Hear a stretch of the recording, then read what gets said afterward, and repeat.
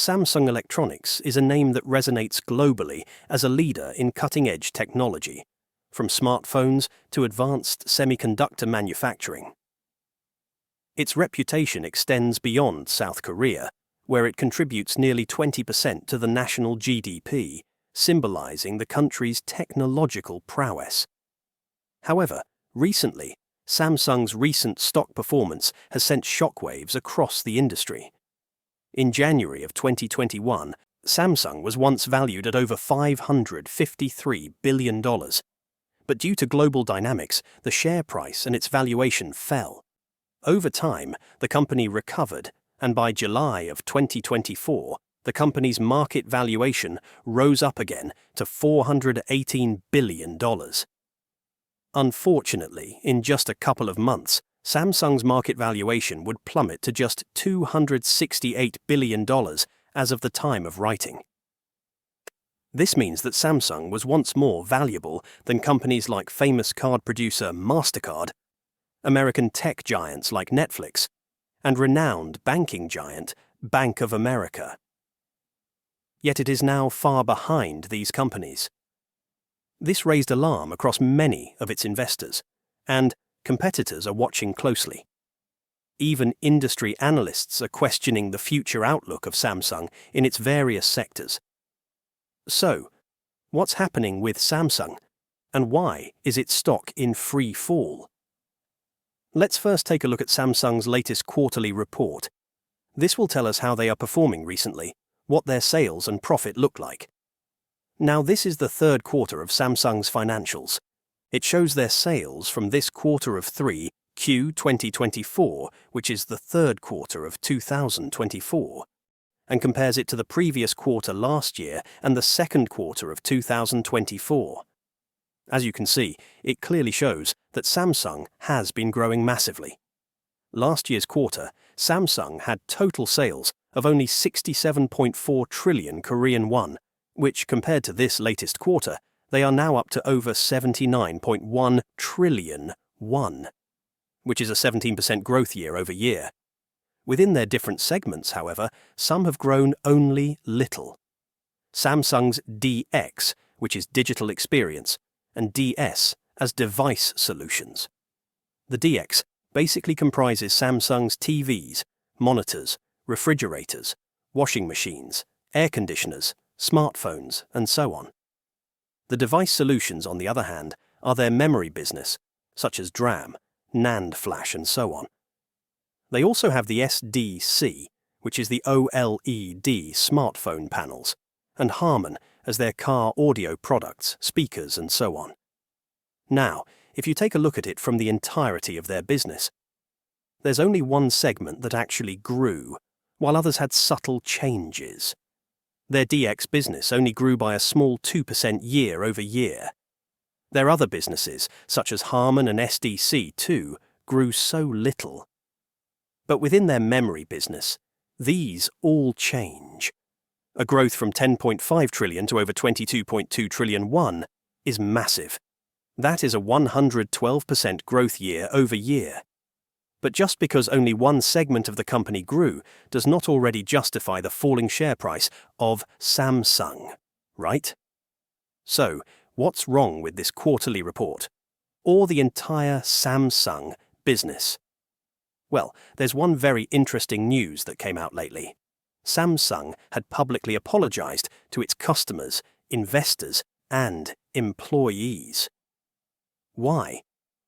Well, it's because they said that they only posted an operating profit of only $6.78 billion, which is a massive shortfall of $900 million in analyst expectation. Indeed, this is what the story misses out on: profit. Here's a graph of Samsung Electronics' operating profit. It's not the same picture anymore, right? Despite growing massively by more than 100% for its DS business, its profit only grew by minimal. Many analysts believe that the profitability of their memory market was pressured by the oversupply in the DRAM and NAND markets, which significantly reduced average selling prices. Here's a historical price of the memory market over the years. It clearly shows that the memory market's prices aren't really a profitable business. Furthermore, we can also compare Samsung Electronics' profitability to, say, Taiwan Semiconductor Manufacturing Company, TSMC, which is the world's largest contract foundry business. When we saw the rise in artificial intelligence businesses, TSMC's business grew fast. Their revenues were staging record highs, and unlike Samsung, TSMC actually made a lot of profit. Here's what their income statement looks like. Their latest quarterly data shows that they posted a year-over-year growth of 36% in US dollars. Their gross margin, on the other hand, is also big at 57.8%. What is a gross margin, you ask? Well, essentially, it's the percentage of revenue remaining after deducting the direct costs of producing the goods, allowing companies to cover operational expenses and, ideally, generate profit. A higher gross margin, such as TSMC's, highlights not only efficiency in production, but also the strong demand and pricing power that TSMC enjoys. Now, it's not just the average selling price that matters here. In 2023, Samsung also had poor financial performances, which is why any form of growth year over year to 2024 isn't really a big deal. The company was impacted by heightened competition and declining chip demand after the pandemic-driven highs. While AI developments had been expected to improve Samsung's financial trajectory, evidenced by a 15-fold profit increase last quarter, and further growth anticipated from high-bandwidth memory chip sales to NVIDIA, recent challenges have stalled this momentum. Samsung disclosed that sales of its high-performance HBM3E chips to a key customer have been delayed, creating an opening for competitors like SK Hynix. Additionally, Samsung faces mounting pressure from Chinese competitors in the conventional chip market, particularly for chips used in consumer devices like smartphones. This is their big business in AI applications. These high-bandwidth memory, which is short for the HBM chips, are lagging behind SK Hynix. Samsung noted that in HBM, the start of the HBM3E business to a major customer was delayed relative to their expectations. Their major customer, which may likely be NVIDIA, currently a top buyer in AI-related high-bandwidth memory markets. Put it simply, this delay means Samsung is losing out on a significant revenue stream in the booming AI sector, particularly as demand for HBM chips continues to rise.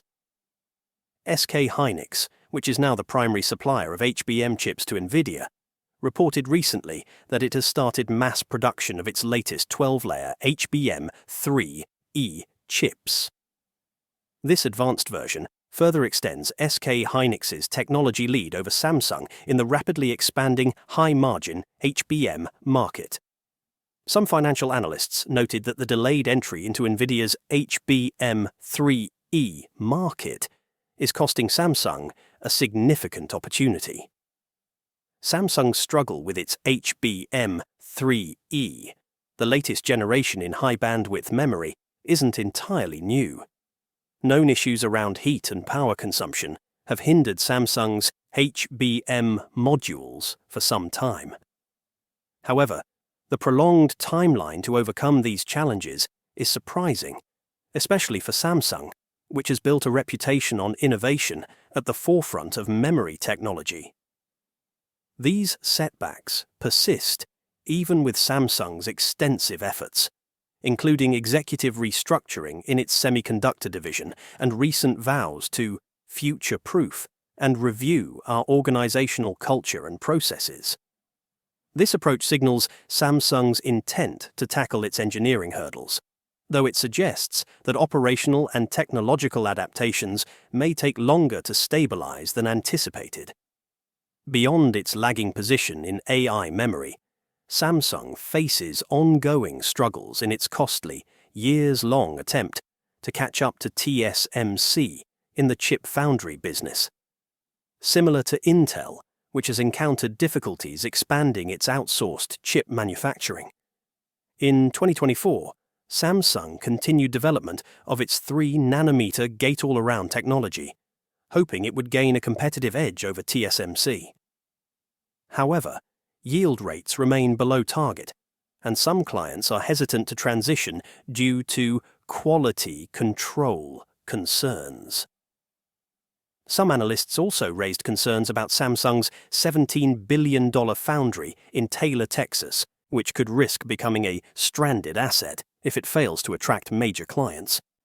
Scheduled to begin production in 2026, the Taylor facility aims to produce cutting-edge chips at 4 nanometers and below, catering to the surging demand for advanced nodes in AI applications.